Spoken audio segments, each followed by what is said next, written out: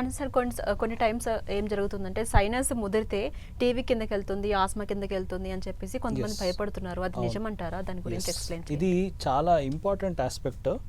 ఇప్పుడు మనకి నోస్ నుంచి అలర్జీ అనేది గొంతు నుంచి లంగ్స్ వైపు పోయే ప్రాబ్లమ్ని అస్తమా అంటాం.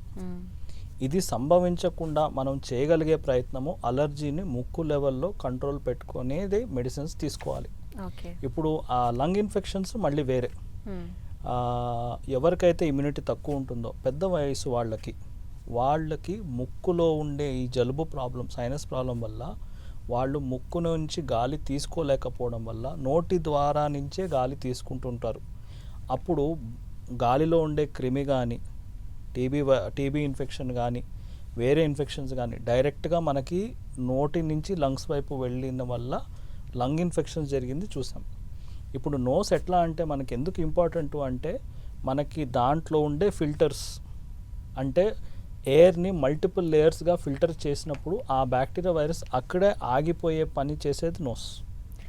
అండ్ ఫైనల్గా సార్, అసలు ఈ సైనస్ కావచ్చు, సైనసైటిస్ కావచ్చు, డస్ట్ అలర్జీ కావచ్చు, ఏది రాకుండా ఈ జనరేషన్లో మనల్ని మనం ప్రొటెక్ట్ చేసుకోవాలంటే ప్రతి ఒక్కరూ పాటించాల్సిన ఒక లైఫ్ స్టైల్ గురించి కావచ్చు, అలాగే జాగ్రత్తల గురించి కావచ్చు, రాకుండా ఉండాలంటే ఏం చేయాలి?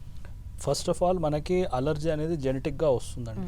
ఇప్పుడు మనకి వారసత్వంగా వచ్చేదాన్ని మనం యాక్చువల్గా మనం టెస్ట్ చేయించుకొని ఏదైతే ఐడెంటిఫై అవుతాయో దాన్ని మాత్రం మనం అవాయిడ్ చేస్తే అలర్జీని కొంతవరకు ప్రివెంట్ చేయొచ్చు. కానీ కంప్లీట్గా ప్రాక్టికలీ స్పీకింగ్ అలర్జీని కంట్రోల్ పెట్టేది కష్టం. బికాస్ చాలామంది చాలా లేట్గా వస్తారు, బాగా కాన్సిక్వెన్స్ అయిన తర్వాతే వస్తారు చాలామంది. సో అలర్జీని మనం చైల్డ్హుడ్లోనే మనం ఐడెంటిఫై చేసుకున్నట్టయితే మనం దాన్ని అక్కడే ఆపే మెడిసిన్స్ తీసుకుంటే సైనసైటిస్ అనేది లేటర్ ఏజ్లో ఎప్పుడైనా కూడా రాకుండా మనం జాగ్రత్త పడవచ్చు. And healthy diet, good fruits, good vegetables and exercising daily will definitely make sure nose నుంచి బ్రీతింగ్ ఫ్రీగా ప్యాసేజెస్కి వెళ్ళడము సైనసైటిస్ని కొంతవరకైనా ప్రివెంట్ చేయడం జరగచ్చు. రైట్ సార్, సైనస్ గురించి కావచ్చు, సైనసైటిస్ గురించి కావచ్చు, చాలానే డౌట్స్ ఉన్నాయి. సో ఆ డౌట్స్ అన్ని కూడా చాలా క్లియర్గా ఎక్స్ప్లెయిన్ చేశారు. Thank you so much.